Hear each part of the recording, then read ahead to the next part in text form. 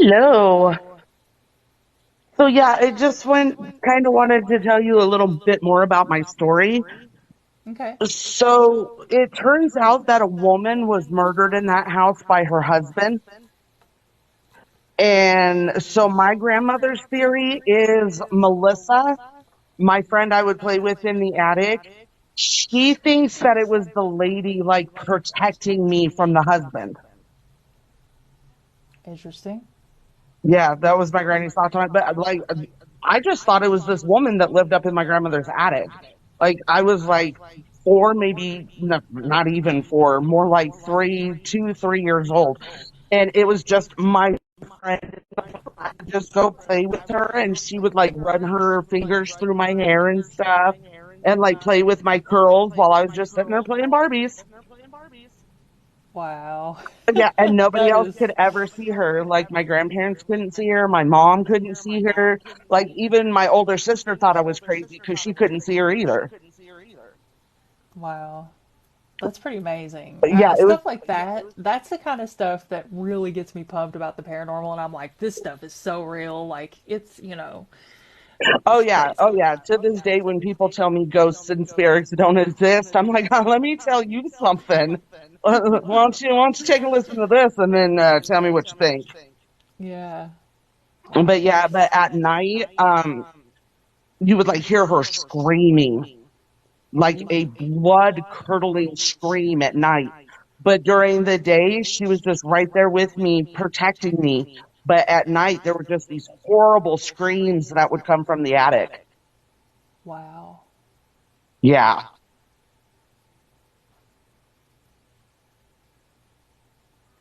it was just like, when I think about it now, I was like, holy crap, what if she hadn't been there? What would have happened to me? Yeah. It was just crazy. So yeah, I just wanted to share the full story with you because I thought maybe you would appreciate it. Yeah, absolutely. That's really fascinating.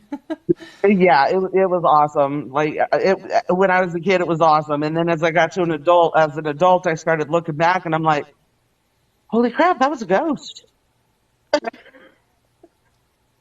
Yeah, I'd say that's a pretty big revelation to just But just have.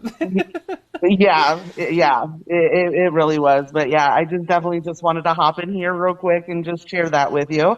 Well, thank you for sharing that with me. You are very welcome, and you enjoy your night. You too. Hello? Hello. Hey. Hi, sorry. I just wanted to ask. So, I had an experience when I was younger. My childhood house that I grew up in, we knew it was haunted. Like, there was every night before I'd go to bed, like, we had this closet, and I had this little snow white porcelain doll that would always stay at the top of this closet. And every night we'd always hear scratching noises, like on the inside of the closet. And we had like an actual pastor come and try, and I don't even know what he actually did. I don't even know if he probably actually brought the spirit in with him or what. But we'd hear scratching every single night. And there was one night I went to bed and I was 12. And my sister and I shared a bunk bed, and the bunk bed was shaking. I thought it was my own heartbeat, but it was physically shaking back and forth. And the next morning, above my head on the wallpaper, there was three scratch marks on the wall, like engraved into the wall. Oh, wow. It was terrifying. So I just wanted to ask like what your like opinion is on that. To this day I'm That's, confused. yeah, I would be too. And that's why I always say, sometimes paranormal events are confusing and just that's really all you can make of them.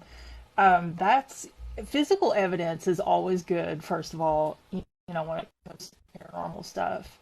Um, but just hearing your story, I would have no idea what to make of that. But it sounds like, totally wild. But was there anything ever happen again after that, or? Yes, that was like the almost, I don't even know what to call it, the canon event, I guess, Uh-huh. starting everything off. Because after that, like that's when my dad started to act really weird, and that's how we knew like he was definitely possessed. Like his eyes were naturally green, actually. and they turned like literally the darkest brown, darkest I've ever seen them. His voice literally went an octave lower because he had like a naturally lighter voice for a guy. So he used to get picked on for being like more feminine and stuff, but his voice completely changed, and he'd say things like we phrases. Like I'd ask him when I was younger if he could make me a sandwich for lunch, and he's like, "Yeah, we can do that." And for me, like I'm a religious person. I believe in Christianity, and I really believe that like whenever somebody says we, there's a legion, of demons and stuff inside of a person. That's just personally what I believe, but that's how I knew personally. And then he just started acting like really weird, having this erratic behavior after this. He would steal money from my mom. He'd go bring home women from the bar, and he would have sex with them literally on our couch. And it was just really reckless behavior out of nowhere. And then he threatened to stab my brother, who was a baby, with a knife because he would not stop crying. Wow. Yeah. And then after that, he raped our entire family and went to jail for the rest of his life. So that was it was so scary because the moments that when I looked into his eyes, I just knew it wasn't him. Yeah, I don't know what to make of that. That's really, like I said, that's intense. Yeah, And I've been wondering my whole life, like, what the hell even happened? Because I'm like, I have no clue. I have no idea. I still wonder every single day, like the claw marks on the wall, like the glass and everything breaking, my bunk bed shaking. Like today, I haven't experienced anything of the such. It was only in that specific house.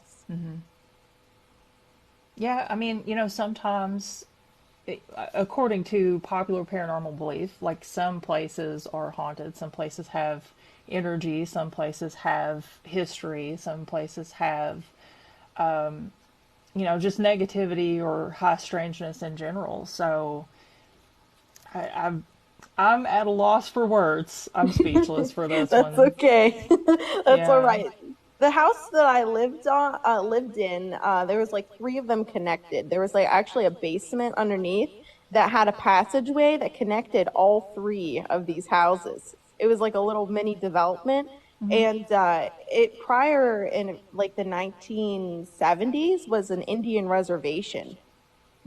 And I found that out shortly after I moved out of there. So I had no idea if that had to do anything with it or what. Yeah, I mean, it's a belief that like a violent history can cause activity. But like I said, it's hard to know. Like sometimes paranormal things are just totally baffling, and that's all you can ever make of them. But Yeah. No, for I'm real. Thanks sorry for that letting you me come went on through here. all that, and that's. But yeah, thank you for sharing the story. That's really fascinating. Yeah, no problem. Have a good day. Bye. Yeah, you too. Bye. Hello, hello. Hi, sorry, if it sounds like there's a car in the background, we're kind of. This actually happened yesterday. So, we went to there's an old cemetery that is in the town next door to me, and there was rumors of people telling me, like, hey, there's a soldier there. There's, like, a child you'll see, and there's, like, this older lady, and I said, bet I'm going. And this is kind of funny. Yesterday, I have taken my cousin and my friend, which knows someone that is a ghost investigator. We was going to meet up at the cemetery, and it was kind of funny. We met up with them, and he had like all this ghost adventures, kind of equipment with him, and I can't remember the names on top of my head. It's just the story is kind of very interesting. We had went to the oldest part of the cemetery, and we've heard them say like, hey, there's like this older lady you'll see walking around in a white dress and like that. This is broad daylight, and I doubt we're going to see anything. And the thing about my friend, his girlfriend doesn't believe in spirits, and I have an app on my phone that they told me like, hey, you can use this to talk to them. So we kind of like, me, my friend, my cousin, and his girlfriend, and then of course his buddy and his buddy, other buddies with him, kind of split up to two separate sides. And I turn on my phone and I turn on the app, and I was sitting there just kind of chill. And they asked the question like, "Is there anyone near?" And we had gotten the response of murder and think I can't remember what it was, but the murder part got to me. I was like, oh, this is not good. And I asked it like, hey, are you the lady that roams around? And then we got an intelligent response saying, yes, a few minutes later. And his Oh, girlfriend looked at me and was like, I still don't believe this. And she walked away, which was a bad idea. And of course, he could see her, but I couldn't because I had my back turned. And apparently, she had seen the lady in white over in the tree line near the bushes. But I didn't know how to explain it to her, and I still don't know how to explain this to her about spirits that she's seen. yeah. But it's just, I don't know what to tell her. Well, that's really interesting. I've had plenty of paranormal experiences in the daytime. I think it's a common misconception that that stuff only happens at night. Yeah. And I used to always have this running joke about, how people say that demons come out after 3 a.m. It's like, well, it's 3 a.m. somewhere all the time, right? Like, surely. Oh, yeah. So it's like they could probably just, like, what do they do? Sit around and watch their clock and be like, all right, it's 3 a.m., time to haunt people. Um, so you can definitely have experiences any time of the day or night. Oh, yeah. I mean, I kind of live in a town that's mostly haunted. There's the old Ramada that used to sit there. I actually kind of live 2 hours away from the Woodley Hills Sanatorium. Oh, I've cool. been there once. It was fun. It was an interesting experience, and that actually is the first place that got me believing in spirits. I've heard that Because, it's really active, yeah. oh yes, it is, 100%. Because my ex-husband's cousin kind of lives over there, and she calls us. She's like, "Hey, you want to go to Waverly?" I was like, "Can I on it?" No. I went in, and when I came out, I looked her in the face. I said, "I believe it 100% now." Yeah, I've actually never been to Waverly myself, but We kind everybody of, I know has gone, and I've heard the craziest stuff about it. Just, pictures and videos and audio and all that stuff. yeah.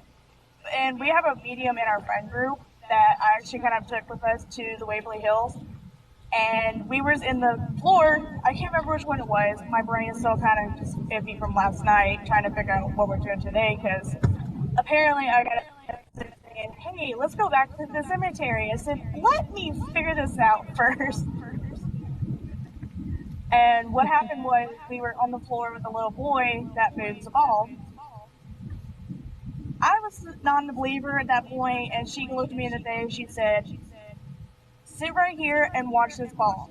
She left me, kind of had her back turned on me for about like 5 minutes. Next thing you know, the ball starts moving. I kind of freaked out, and she looked at me. She said, "Yeah, that's the little boy." I was like, I believe now. Yeah, I've heard the ball story, and for that reason, I started taking balls, like just, little rubber balls, toy balls, on investigations with me. Oh, yeah. And, sometimes you get some activity with it, and I think that's kind of ingenious that they do that. Are we echoing, chat? Somebody said that it's echoing. I'm having a little bit of trouble hearing too, but Yeah, uh, I'm taking the back road to the cemetery because the main road kind of got, there's a wreck on there. So I have to take the back road. alrighty. I'm so sorry if there's an echo. Oh, that's okay. It says not on your end, but okay. Okay. All right. Well, is there anything else you want to share with us? I think that would be it. All I right. would Well, like to thanks. say that the one thing that I use the most for ghost adventures, like any kind of things we do, is cat balls. Yeah.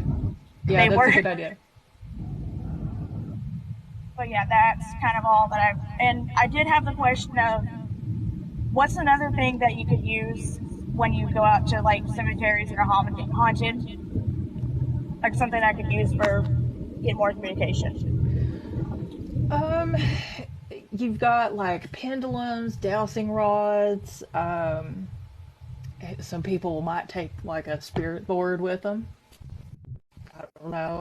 I'm not really a proponent of that just because I've never had an experience myself, so I can't vouch for it. But pendulums, those are usually pretty good for divination. And basically, you can make a pendulum out of anything as long as it's balanced well enough that it'll hang still. You can just take like, you know, a string, a chain, whatever, and put something heavy on the end. Sometimes even a necklace. Just take a necklace and just hold it steady and ask questions. And if it moves, it's a yes, and if it doesn't move, it's a no or something to that effect. But as far as like electronic things, you can use voice recorders, you can use K2 meters. There's a ton of meters out there on the market. I don't normally advise people buy those though, because a lot of it is gimmicky. So it's really, that's kind of personal preference stuff. All right. But, All right. I'll have to look into things like that.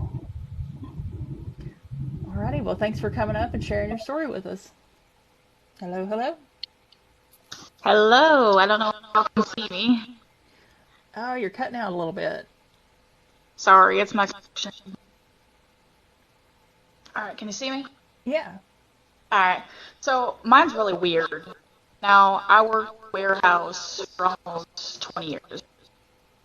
And I worked with a gentleman named Tom more than 5 years. And he helped me with my work. And everybody kept saying to me, they don't understand how I could do that type of work without help. So I told him I had help. So I get all these big motors together, move everything, all my tags and stuff were done. Well, one day he walks up and he tells me, I'm not going to be here anymore. You don't need me. Good luck with life, and maybe one day I'll see you again. So we were walking through the union office, this old building that had been condemned, part of our building. And I saw a picture on the office wall, and I pointed at it, and I said, hey, Dave, that's the guy I worked with for the last 5 years that just quit. And he said that's impossible because he died here in 1948. Wow. I literally, I was shaking. It was ridiculous.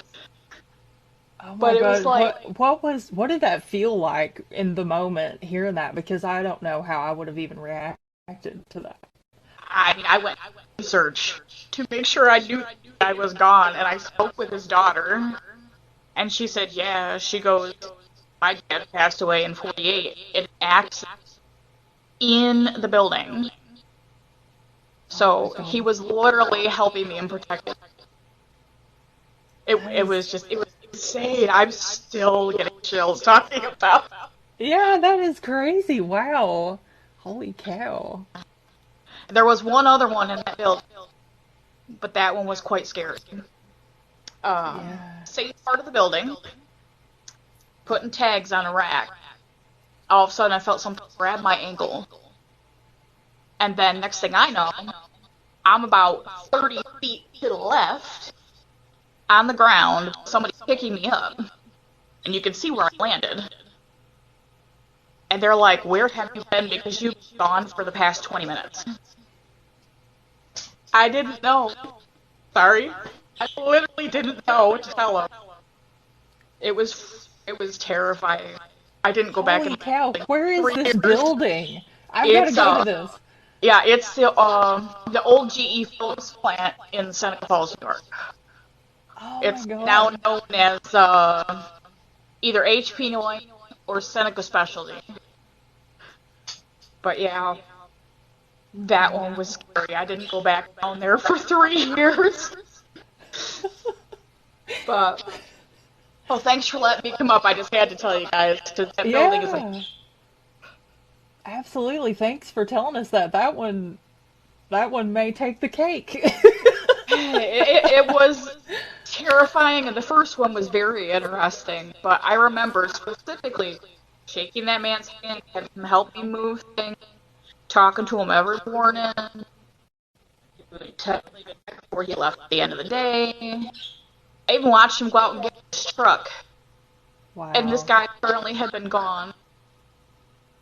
But even every once in a while, I still, when I drive by, I keep thinking, hey, Tom's there. Yeah, I'd be curious to know if anybody else has had an experience, at any other point in time. That's really wild. Holy cow. Yeah, they probably have and don't want to say anything. Yeah. All right. Well, Well, thanks thank for you so coming much for on. letting me up. Yeah, absolutely. Alright, hi. Okay, thanks. Hello? Hi, can you hear me? Yeah. Okay, good. So I kind of have like multiple stories because my family just wanted to beat crap everybody. But the main one is we moved into this house when I was like 12 years old. And ever since we moved in, it always had like this kind of creeping feeling to it, particularly in the basement. And one night while my parents were out to dinner, I was down in the living room, which was connected to our basement door. Like there's our living room and then there's the basement door that leads down.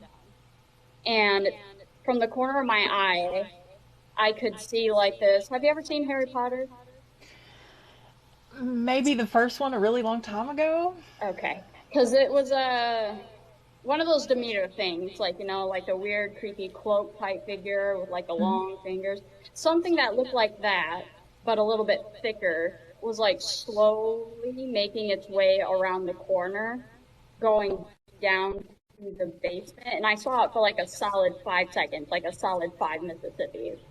And out of nowhere, right after it left, there was like this white orb that like flew across the room. So that was the first time I saw that very thing. And I told my mom about it, and she didn't believe me. Of course not, because why would she? But 2 years later, so after 2 years of living with it, because I could feel it around at times, like, it was close when you start getting like a mini headache, like preferably in the front here. 2 years ago passed, and I was in high school. I was in class, and my mom called me, and I had to go out into the hallway because I didn't know if it was an emergency or something. I go out into the hall, and I'm like, what's up? And she's just like, I saw it. And I'm like, what are you talking about? And it was like a whole horror movie flick for her. Like she said she was washing her face, doing her whole morning routine before going to work. And she felt something was like behind her, the hair on her neck standing up, the goosebumps. And she said when she looked up into the mirror, she saw it standing right behind her. And like That's one of my worst fears. she was looking directly at it. And she said when she immediately turned around, she saw it run out of the bathroom, and she could hear it bolt down the stairs back to like our basement.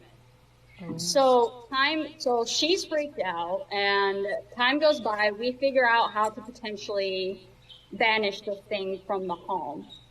So we ended up banishing it from our actual house, but we didn't banish it from the property. So it would be outside our house, and it would knock on our doors. You could hear it knocking on tapping on the windows, scratching along the windows. And it only ever did it around my mom. It never did that stuff with me, which I kind of found hilarious at the time. But, yeah, so it was knocking on the doors, knocking on the windows, even sometimes kind of scratching, whatever, if it was claws, nails, I don't know what it was, along like the windows. And we ended up banishing it from the property. But yeah, that's like one paranormal story that I have. Like the most creepy, scary one was seeing whatever that was. Yeah, I'd say so. The mirror part would be enough for me to like flee the area, get out of the premises. Yeah, I've always had a fear of like seeing a paranormal entity behind me in the mirror, and I've seen them straight on, but for some reason there's something about too many horror movies for me, I think. I don't know. Yeah. Same here. So it was bad. Like the fact that she even saw it too. Like at first I thought I was going insane because after that night that I saw it, I never saw it again. Felt it around, but I'm like, maybe it was just my mind messing with me. I was like 14, 15 years old, home alone, in the dark. Like maybe my mind was messing with me. But then when she told me about that, I'm like, all right, you better be doing something about that because that's not right. Yeah. So, but yeah, that was just one of my paranormal stories. I don't know if you want to get anybody else up here. Yeah, if you want to share another one, go for it. What else do we got? Totally up to you. So at my dad's house, so my mom and dad were never married, they're separate.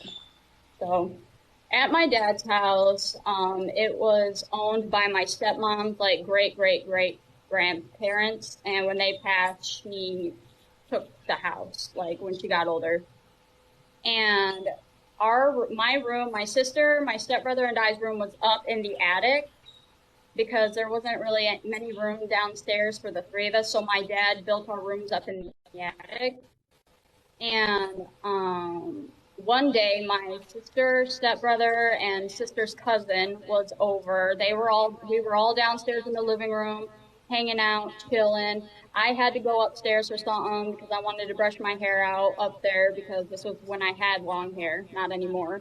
But I went upstairs to brush my hair, and I had to use the bathroom, and our dad built us a bathroom upstairs too. So I went in and used the bathroom. I shut the door and locked it.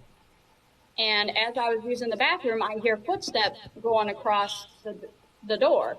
And I just think, oh, maybe it's my sister. Maybe she's coming up here to grab something too, or maybe they came up here to hang out, not thinking too much of it. But then suddenly, you just can see the lock of the door slowly unlock, and the handle of the door turn and push the door slightly open, just a little bit. And I'm like, yo, guys, I'm in the bathroom. Can you not? Like, thinking that there's people upstairs with me. So I think, you see where this is going. Mm-hmm. So I'm like, okay, whatever. They're messing with me. They left it alone. So I get done. I wash my hands. I leave. And I go into my room, like, what are you guys doing? And I see my sister's not in there. And I'm like, okay, maybe they went back downstairs. I go back downstairs, and I'm like, guys, why did you guys open the door on me when I'm going to the bathroom? That's just kind of weird. And don't do that. That's just weird. I'm trying to do some me time, And they're all looking at me like, bro, nobody went upstairs. And I'm like, don't BS me. I literally heard footsteps. You guys were upstairs. And they're like, dude, we swear, none of us were up there. And I'm like, you swear on the graves of the ones you love most that none of you were ever up there. And they're like, dude, no, none of us was ever up there. Wow. I was like, wow. Yeah, I never went up there to use the bathroom. But after that, I'm like, I wouldn't either. No. And since then, it always had a weird vibe to it. Like, my sister and I would have certain experiences up there with stuff getting moved around. We even had a cup that was on our desk once. In the middle of the desk, we could hear it physically slide off and get knocked to the floor one night when we were just watching Netflix. Like, honestly, there's something creepy about my dad's attic specifically, and his barn. Like, he's got this old barn that's probably going to collapse within the next 2 years. It's super old. But, like, yeah. I couldn't escape the haunted from my mom's house or my dad's house. It was everywhere. Wow, yeah, it sounds really active. Mm-hmm. Yeah. But it wasn't the stuff. same thing that was at my mom's house. It was definitely something different. Like, it didn't really give off, like, a dark, creepy vibe. It was kind of like a more playful, like, I'm just kind of messing with you type vibe. Mm-hmm. Yeah, I know what you mean. But it was creepy. But, yeah, that's a couple of them. Give somebody else a turn.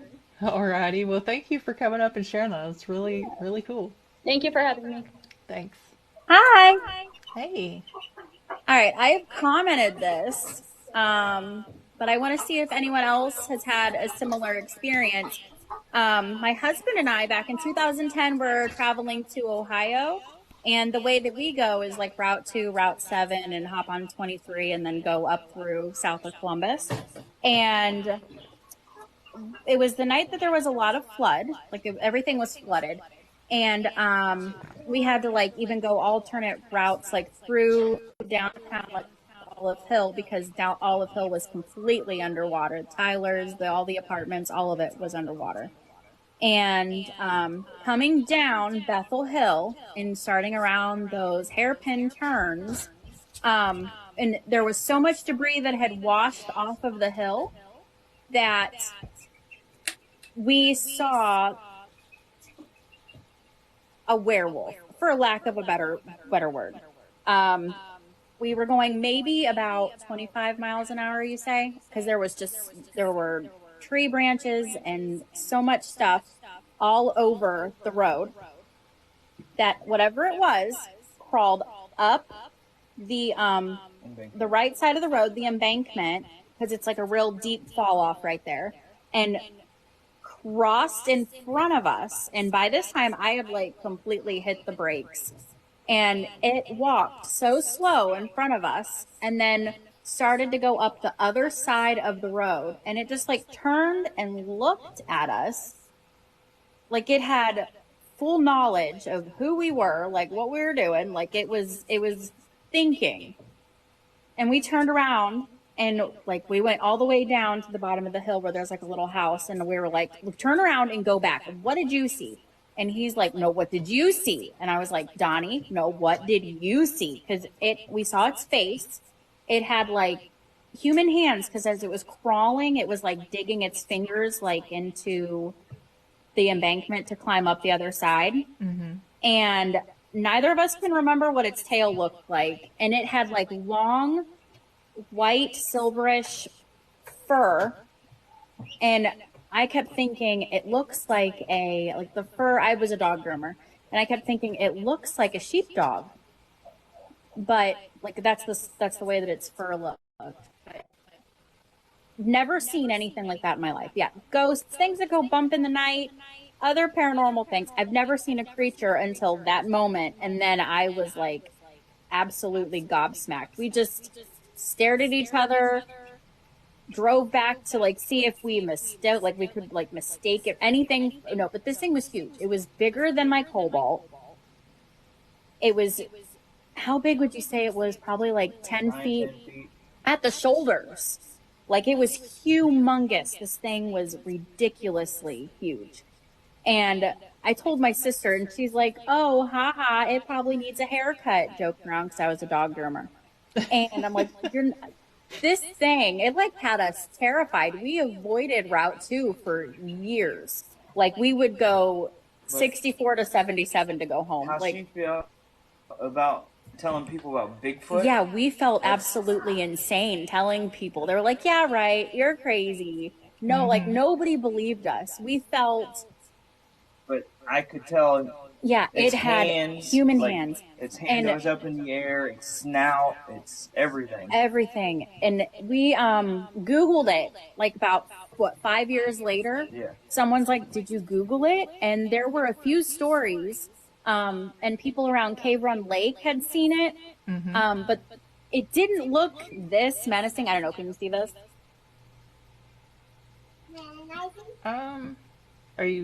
Are you showing something? I can't see Yeah. anything. Let's see. Oh, hold on. I guess it only connected to audio. It looks like this. It did not like make a scary face or anything. It just looked like a giant dog. But it was like with arms and fingers. But that's very accurate. This is very accurate to what we saw, but it was not scary. Not at all scary. So it sounds like, most of the Dogman sightings and reports that I've heard and that have been shared. And I don't know if you've been around, if you've heard me talk about this, but in 2001 or 2, I had a similar experience on Christie Creek, coming out of Moorhead and going back toward Elliott County. Yeah. And I don't know of too many Dogman sightings around like Elliott County, Carter County, Round County, but there are a lot of Bigfoot sightings allegedly. But what you experienced sounds a lot like the Dogman reports that I've heard. And I've also heard several people talking about that specific area where you said you saw that they've had encounters with big animals out there. And I just always kind of assume, maybe it was that alleged lion that was on the loose apparently back in the 90s. Right. No, this thing was definitely. It was like 10 foot from us. Oh yeah, it was like right in front of my car. Because there was just so much stuff on the road, I could not go any faster than like 25 miles an hour at most. And then especially, it was pouring down rain at one point. And that's the year, that was in 2010. Yeah, that was 2010 when everything flooded. And he was sopping wet too. Yeah. So where he crawled out of was where there was probably water down in that ditch. And then, and all of it was like halfway underwater that year. My in-laws live over there off of McLone Creek. And if you've said they've had Bigfoot sightings over there, my husband heard, your hair's on the screen, sis. my husband was walking out to the car to put something in my car at night, and it sounded like a log getting smacked against a tree. And there's not very much that can make that. And he's like, I don't know what that was. That wasn't a deer. Yeah. So that would make sense if there's Bigfoot out there. Yeah, there's a ton of Bigfoot pretty, reports. That's yeah. pretty crazy. Because and they have a lot of acreage back there. They live way back out in McGlone Creek. Mm-hmm.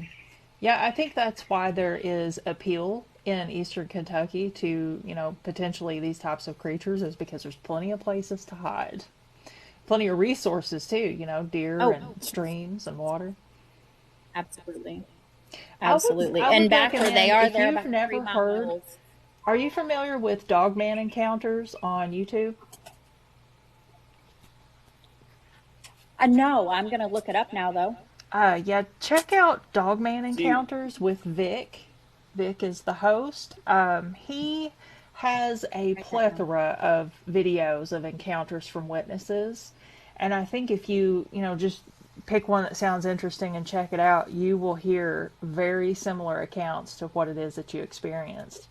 And he also does interviews. So, like, if you're interested in talking with him, he'll invite you onto his show, and you can share your story there too, and potentially maybe link you with other people that could have had similar experiences, because a lot of times you'll find that you're not the only person who's experienced or encountered something like that in a specific area, especially in eastern Kentucky where there's so much strange activity. It's hard to say if there's probably been other people, probably been other sightings. I know when I had my Bigfoot sighting, the guy from BFRO said that, like, one day before that, he had also had one just, in, I think it was it Carter Cave? No, it was Cave Run. And it's amazing, but definitely check that out and see if that sounds or, kind of fits the description of what you experienced. Absolutely. I'll definitely get linked with that, because I was involved with a paranormal investigative group when I lived up in Ohio. Mm-hmm. And we've seen and experienced and investigated a lot of that kind of stuff. But a creature like that is something that I have never came across. And yeah, call me a chicken on that now, because I'm like, I think about it when my kids are like, oh, let's go 4-wheeling at night. And I'm like, yeah, maybe not. Probably not. Probably not a good idea. Let's not my mama and papa's at least.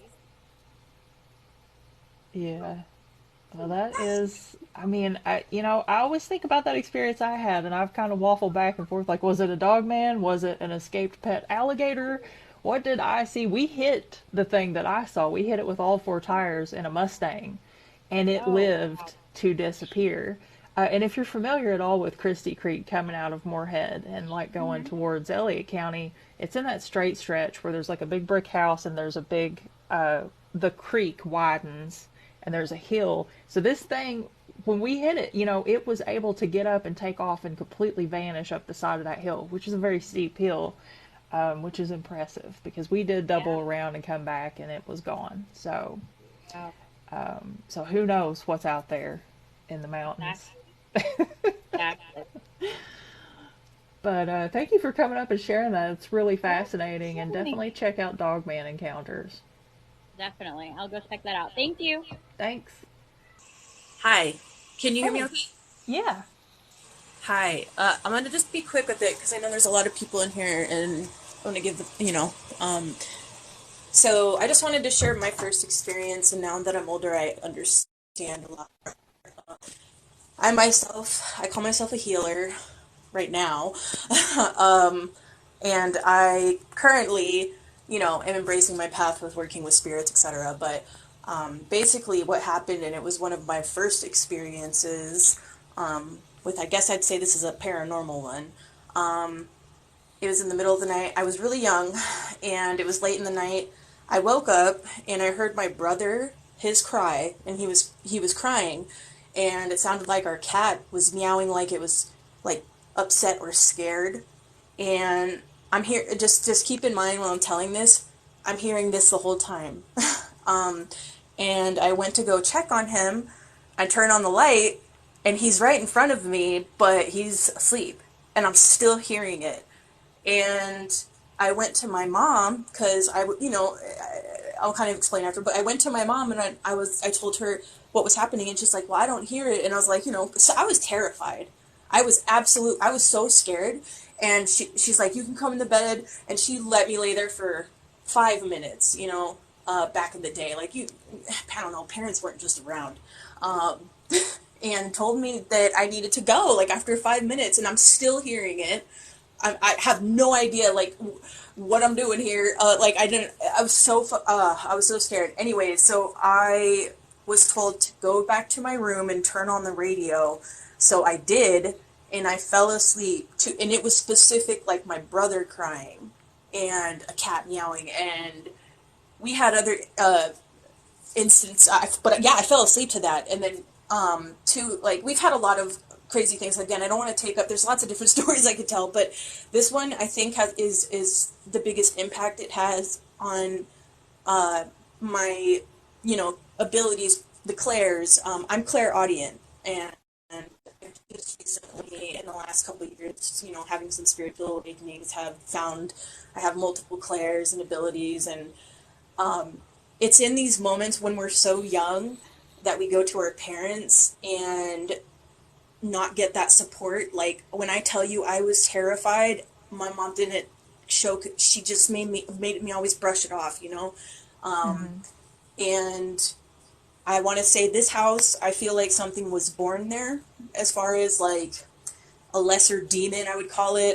I've called, there's tons of words for it, but like things just started happening. And it was like my parents were just complete denial about everything. Like, oh, how can, cabinets opening all the way up, big bang, we all wake up and see it. Oh, it's nothing. And then 2 weeks, we moved. And 2 weeks after we moved, the house roof caved in on a time we would have all been there.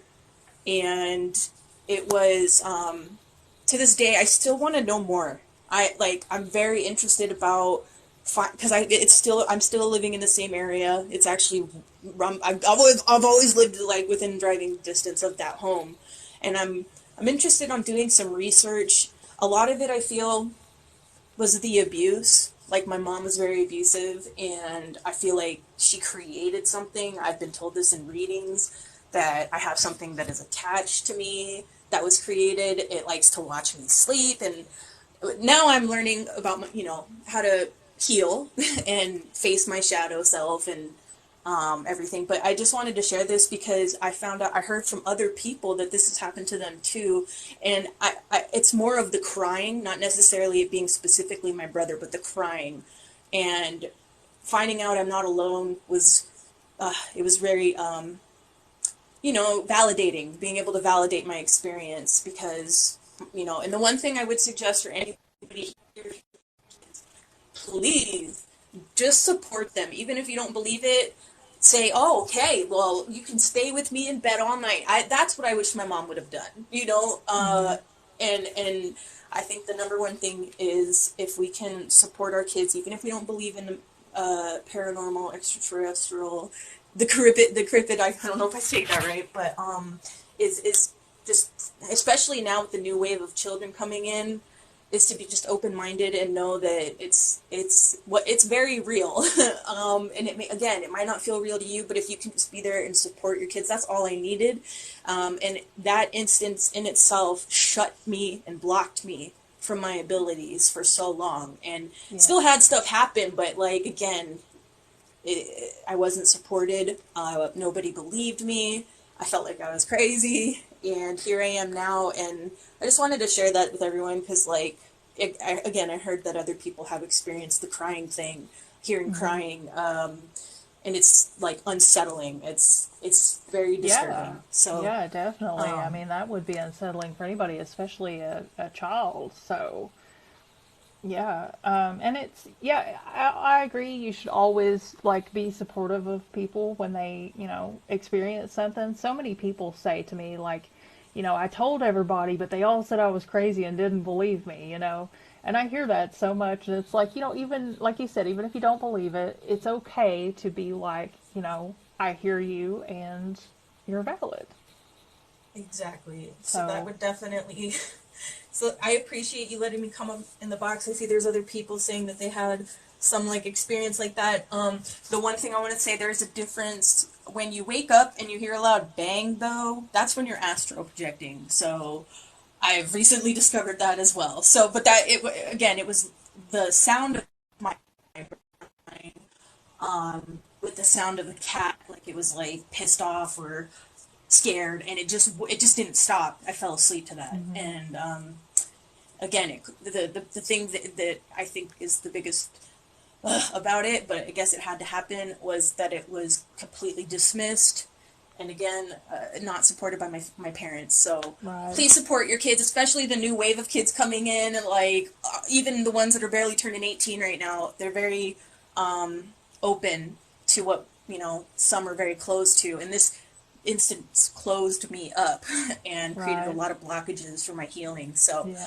that's all I wanted to say. I appreciate you letting me up here, Yeah. and Thank you you for can. sharing your story and your experience. Thank you. All right, I'm gonna hop off and let someone else have a chance. Thank you guys. Have a beautiful evening. Okay, bye. Bye. Hello, how are you? Good. How are you? So, one thing really strange happened. Um, when I was a kid, 14, probably 8 years old, my grandparents had 12 kids. So they had a really big house. And we were older. I mean, I'm sorry. My grandparents had 12 kids. They had a really big house. They had like 9 bedrooms. It was a ranch-style house, and there was a hallway going down. And there were bedrooms on both sides of the hallway. So if the hallway was big enough, we'd take our little big wheels up and down. We'd ride them up and down, run up and down the hallway. And so we heard. I mean, there's 4 of us. We were all cousins. We'd run down, tap the wall, and run back. Who could run the fastest? We heard a laugh. It was the most creepy, most eerie laugh. It was not human. It was something like you would hear even scarier in a movie. And so we all froze and we ran to our uncles and aunts. And they were all sitting in the living room talking. We were playing. So we stood kind of by the hallway, by the entrance of the hallway. We had two of our uncles walk down the hallway and go in every single bedroom, check every single bedroom. They were all empty because my aunts and uncles didn't live there anymore. So they had a bunch of empty bedrooms. A couple were used. There was not a soul in any of those bedrooms. And that laugh, I don't know if you've ever heard of a laugh. Just a laugh, no words, just a laugh. And to this day, it sounded demonic. Like it was a curdling laugh, and it was loud and piercing. And I'm from Ohio, and they live like out in the country, but they checked every bedroom. It was incredible. Wow. That's really spooky. Is that the only time you had activity? Well, actually, a very strange thing happened to my mother. My mother went with my father. She went to a carnival, and there's not a palm reader. I'm off tonight, sorry. There was a fortune teller. So the fortune teller wrote down a date and gave it to my mother and said, "Don't open this. This is the date your father will die." So my mother opened it. She put it in her Bible, and he died that year. Oh, wow. Yeah. That's spooky. But what do you think about that laugh? You've probably been doing this a while. Is a laugh something in that paranormal area? I mean, obviously, if you heard a disembodied voice, that's spooky all in itself. I don't know if I've ever just heard like a disembodied laugh myself. Well, We've got some EVPs of that type of thing, but so this wasn't a laugh like I tell you a joke laugh. mm-hmm. This was a laugh like I've never heard anything. It was so piercing. It came from one of the rooms. We just couldn't tell which room. It was just, it was kind of in the ethers of that house. Like, it was just kind of in that hallway. Um, yeah. So, I mean, I've seen UFOs and stuff, but that's not what your show's about. We're doing extraterrestrials as well, so but nobody ever has a UFO or alien story. Everybody's got a ghost story, but no alien story. I'll tell you a couple real fast. So I lived in Ohio, and I was about, I don't know, 13, 14. I was throwing a football in the back of our house with my friend. And as I went to throw it, I kind of looked up in the air, and I saw this silver, metallic, half bullet-shaped object going through the sky. No wings, no markings, no windows, no contrail, no nothing. And I've skydived before, so I'd say it's probably 9,000 feet, 8,000 feet, not very high up. And really incredible. But I'll tell you a story somebody told me that's really, actually very disturbing. So I lived in Atlanta, Georgia for 18 years. I met this guy. We were friends at a hotel. I work at a hotel. He said, we were talking about UFOs and stuff. He said, I'm going to tell you something. My mother and her sister, which are his aunts, are deacons in the church. And he's a pastor part-time besides working for this church. So it's kind of no-nonsense people, kind of really wouldn't, mess with you. So they were in rural Georgia growing up. The girls were playing in their bedroom. They're a year apart. I think he said they were like 13, 12, 13. The closet door opened to their bedroom, and their little guy walked out of the closet. He's about 3 feet tall. He's dressed like an Amish guy, kind of like a farmer. So he wanted to play with them. He told them, what are you doing? He kept asking them questions. They said, we're having tea with their doll. So he said, can I sit there? Can I watch? Can I play? I said, yeah. They said, yeah. So he did that, and he said, I want to come back, but if you tell anybody that I came here, I will be very upset with you.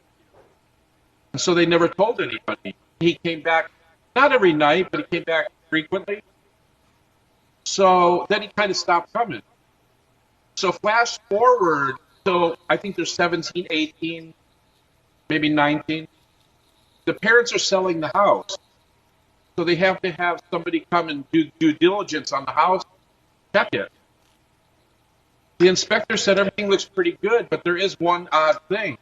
There's a tunnel leading from the back woods up underneath your house to your daughter's closet. And we looked at it, and they thought it was raccoon. And then the daughters actually came forward, and because, the parents were like, what's going on? Are you guys climbing out at nighttime or whatever? And they said no, and they told them the story about the little guy, and they filled the hole in, of course. But yeah, and let me tell you, he's a pastor, and they're deacons at the church. And he said, Ray, I know you won't tell anyone, which I am, but yeah, that's a real deal story. Wow. Is that insane? So wait a second. If there was like a legit hole, then there could have been a legit person coming through the hole, right? Well, that's what the kids see. The aunt and the mother, they never really looked. They never explored in the closet. But they said to this day, they told her son, which is the other woman's nephew, this is real. This really happened. We didn't know what to think, but he would come in, he would jump up and down on the bed, he would have tea with us, we would sneak kind of snacks in the room, he would sit there. He didn't have a hat on. They said he kind of looked like a human, but disproportional. He had very thin arms, very thin legs, and his head was not, it didn't look like his head belonged on his body, they said. Wow. He had eyes like we do. He had all that stuff, but So yeah, they said about 3 feet tall. And then they showed the table where they would do tea, and they said his shoulders met the top of the table. So yeah, that's strange. Gosh, that's terrifying. Yeah. That is so scary. Sorry, I'm taking up so much time. Oh no, you're good. Thanks for sharing that. That's a spooky one. I especially love I love when people have like, not necessarily paranormal stories, but just weird unexplained stories too. And like I wish we could get more of those in here like that one, because that's really, really freaky. Yeah. I'll tell you two really quick ones. I in Ohio, I worked with a maintenance guy at a hotel that was an island. He was an island hopper in World War II. Can you hear me okay? Yeah, if you mute and unmute real quick, because it's a little bit crackly. Okay. I think I was muted. Let me see. I see. I got you. Can you all in the comments hear him okay? Because I'm just getting like a little bit of crackle.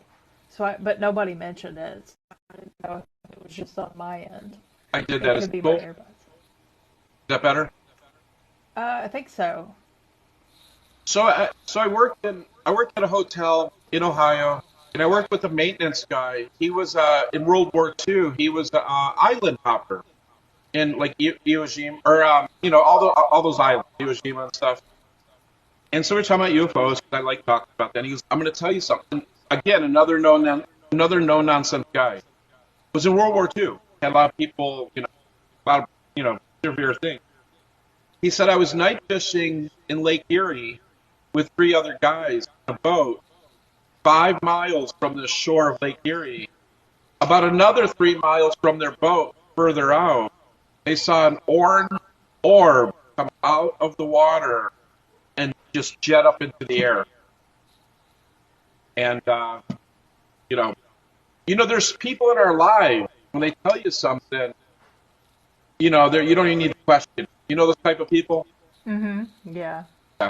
And then here's the last one. I worked in Glacier National Park as a chef. And I worked there for 3 seasons.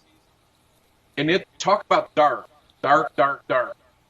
So we had an employee dining room that everybody could get together, and kind of play pool and stuff. So it was dark. I came out of my room and was walking down to the EDR, employee dining room. It was by Lake McDonald, right there in Glacier. So there was a spotlight or something shooting across, right, around, through the trees.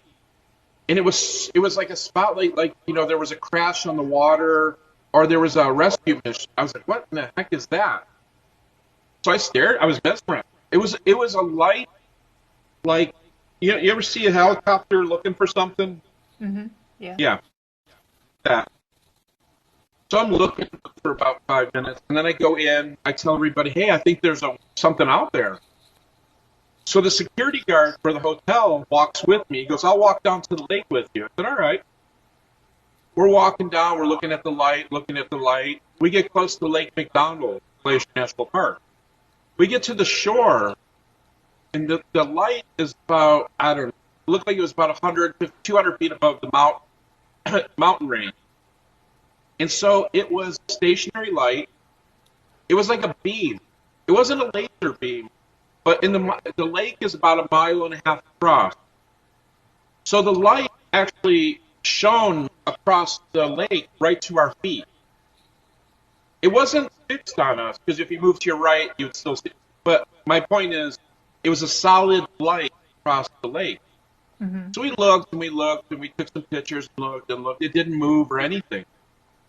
So I made a joke. I said, watch, we'll get eaten by a grizzly bear looking at a UFO. So he said, let's go back and get another bear spray from the EDR. I said, okay. We went back, got the other bear spray. There was a girl in there. She's like, I want to see the UFO. Okay. We all walked down to the lake again. Sure enough, the light shining through the trees. We walked through these cabins, which is kind of dark because they're real close to each other, so it kind of blocked out all the light. As soon as we got to the end of the cabin, the light was gone. like boom. Interesting. Yeah, exactly. So I looked up. The moon wasn't scheduled to be in the sky at that time of night there. So it wasn't the moon. Obviously, it wasn't a space station. It wasn't people were like it was a satellite. I don't think so. What, for 25 minutes? And it was, it's by the size of like a shopping mall, like a strip mall. It was huge over the mountain. It was huge. And it didn't move the whole time, and then it was gone when we went around the cabin. That's it. Wow. It was gone. Absolutely incredible. Yeah. And that was in Glacier National Park. It was incredible. Yeah. So, yeah, I can tell you right now though, the one with the little guy, I know the people, and these people are very, and not that people with religion don't lie, but I'm just saying they're deacons in the church. He's a pastor. It doesn't make sense, and to make stories up like that. So, Right. you just take it for what it is. But yeah. Well, I appreciate you coming up and sharing your stories. Those were pretty fantastic. All right, I'm a new fan. I'm going to follow you. Awesome. Thank you. Okay, talk to you later. Thanks. Bye. Bye-bye. Thank you. Bye. Hello. Hello. How are you? I am good. How are you? I'm good. So, are we sharing ghost stories? Yeah, if you got one. Oh, I do. Okay. I have several, actually. Okay. But, so, when I was very young, maybe 6 or 7 years old, we moved out onto our family property that has been in our family for probably 150 years. And this is in Illinois. My great-grandmother and all of her siblings were born on this property. And I was going to bed, and we had bunk beds, me and my brother did. And I was on the top bunk, my brother was on the bottom, and it was probably, 3 in the morning, something like that. We had school the next morning. And a little girl came out of my closet mirror and looked at me and waved, and she was holding this, it looked like a bear or a doll, I can't really remember. But she said, "Hi, my name is Bertha." And then she walked back in the mirror. And I told my mom the next day, and she thought I was crazy. But I still remember it to this day like it happened yesterday. It was not an imaginary friend. It was a real little girl that walked out of my closet. Well, about, 2 weeks later, my dad said my grandmother's sister's name was Bertha, and she died on this property. So that's my story. Well, one of many. Wow. Interesting. Yeah. Later on, we moved into a house in town that was really old, and we didn't know what it was, but the basement had really weird ledges in it. That's all I can really tell you right now in this part of the story. And it was the most horrific experience my family had ever been through, living in that house. We were there for 6 months. In that 6-month time period, my mom had thrown 2 house parties. She had guests that were attacked by some black entity that came out of the basement. Now, from what I remember of the story, I was thinking, oh, your friends must have been drunk or high or something. I was like, no way is this real. But when I remember back, when we were living in that house, I remember people floating on the ceiling. And I would run and tell my parents people were floating on the ceiling. And I had these really vivid dreams of something coming down the stairs at me. But they weren't dreams. I was wide awake, and I was standing at the bottom of that stairwell in the middle of the night watching something come down the stairs at me. Now, years later, I was still living in the same town, and we did some research at the library. Come to find out, I'm living in the first city undertaker's office or morgue in this village. Yes. My mom said that whenever they were packing up to leave, something came down the stairs, and it was a walled-in stairwell. And the stairs are really strange because they came down from the attic / upstairs, and there was it came down into the kitchen, and she heard something take a step and then beat its fist on the wall. Every time it took its step, she heard pounding on the wall as it came down the stairs. And then we were at the kitchen table, and I remember this like it was yesterday. We heard some old woman shout out from the bottom of the basement steps, "Cyrus!" I guess she was looking for her husband, this ghost. I don't know. Her husband's name was Cyrus because she shouted Cyrus from the bottom of the basement steps. And I remember my dad, he never believed in this stuff.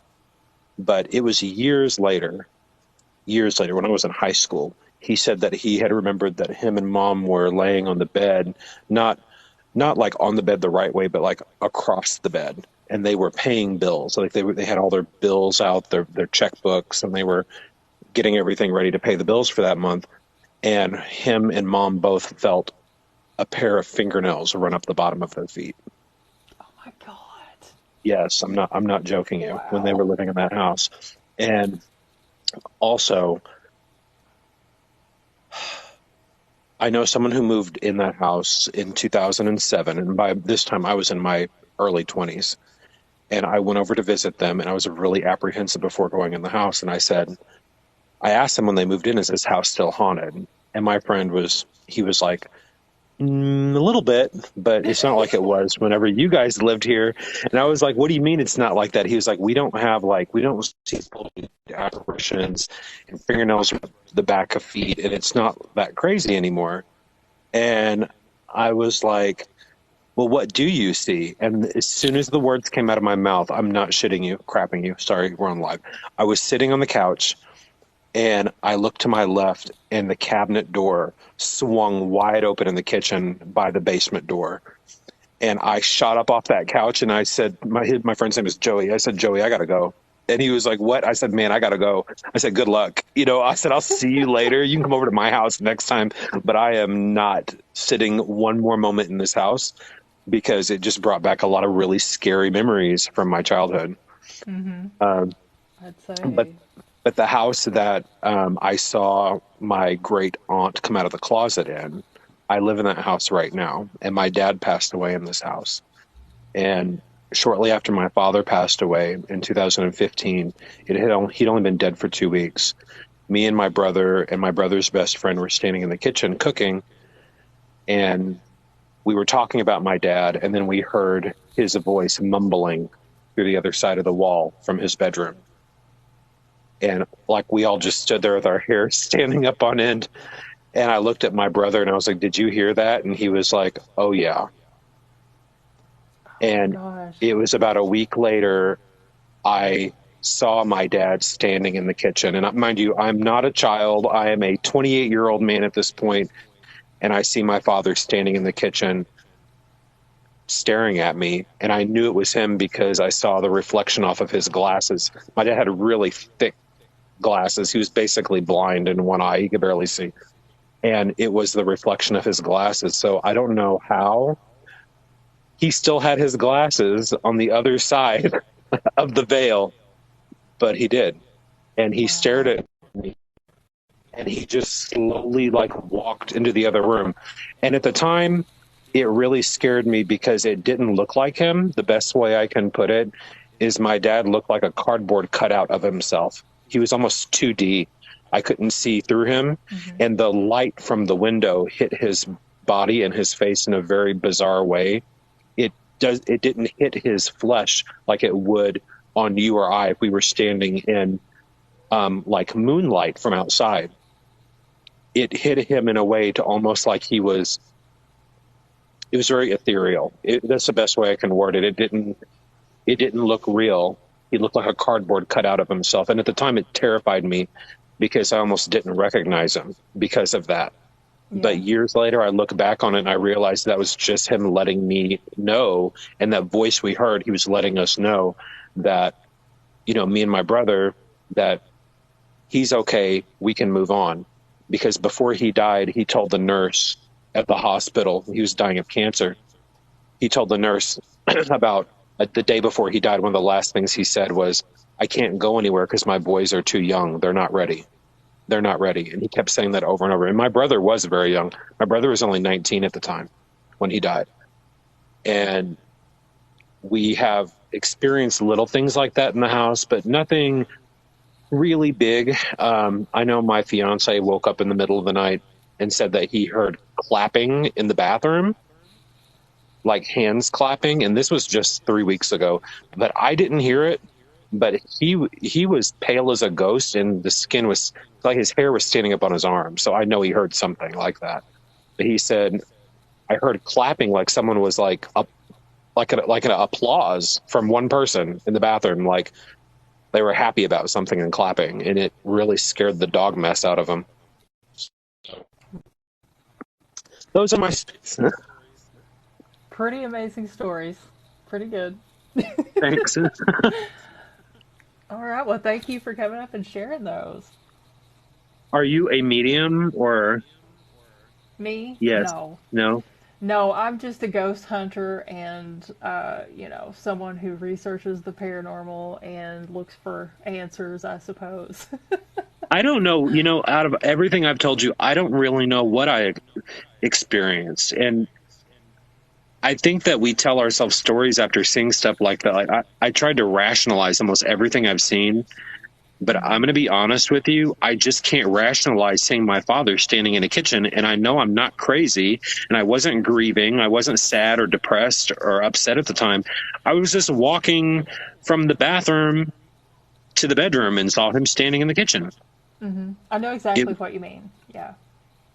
And it's something that when you have experiences like this, and that's one of the reasons that I do this, is because it is the strangest thing you'll ever experience.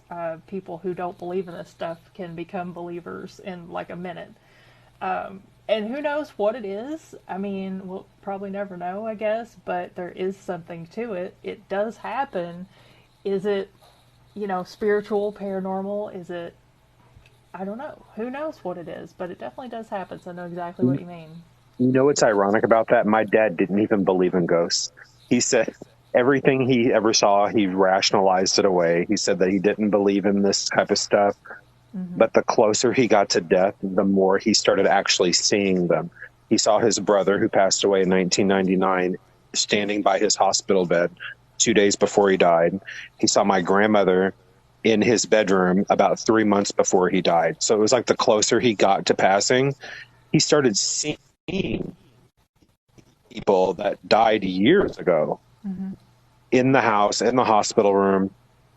And I don't know where we go when we die, but I know there's something after this.